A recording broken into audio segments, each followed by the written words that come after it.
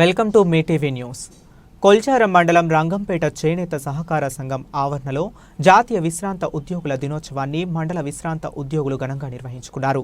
ఈ సందర్భంగా సభాధ్యక్షులు సాంబా వెంకటేశం, ప్రధాన కార్యదర్శి సంజీవరావు, విశ్రాంత ఉద్యోగుల ఆధ్వర్యంలో రామరెడ్డి, బాలకృష్ణారెడ్డి, వీరయ్యలను శాలువాతో ఘనంగా సత్కరించారు. ఈ సందర్భంగా విశ్రాంత ఉపాధ్యాయుడు బొద్దుల రమేష్ బాబు మాట్లాడుతూ, స్వరూప్ సహకార అనే మహానుభావుడి వల్లనే ఉద్యోగ విరమణ పొందిన తరువాత తాము పింఛన్ పొందుతున్నామని, ఆయనకు పదవీ విరమణ పొందిన తరువాత ప్రతి ఒక్కరూ రుణపడి ఉంటారని పేర్కొన్నారు. ఈ కార్యక్రమంలో విశ్రాంత ఉద్యోగులు పాడెపు సుధాకర్, బాగారెడ్డి తదితరులు పాల్గొన్నారు.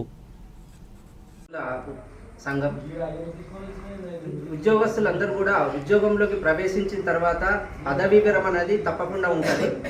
కానీ చాలా ప్రభుత్వాలు ఏం చేస్తున్నాయంటే ఉద్యోగం చేసినంత వరకే వేతనాలు ఇచ్చేసి దిగిపోయిన తర్వాత వాళ్ళ బాగోగులు పట్టించుకోవడం లేకుండా పోతే 1982లో నకారా అనేటటువంటి మహానుభావుడు ఉద్యోగం చేసినటువంటి ప్రతి ఉద్యోగస్తుడికి కూడా పదవీ విరమణ తర్వాత పెన్షన్ అనేది అందివ్వాలని ప్రభుత్వాలతో పోట్లాడి కోర్టుకు వెళ్ళి కోర్టులో విజయం సాధించి మా అందరికీ కూడా పెన్షన్ను సాధించి పెట్టినటువంటి మహానుభావుడు. ఆయన అందరికీ కూడా మేము చేతులెత్తి నమస్కరిస్తూ ఉన్నాం.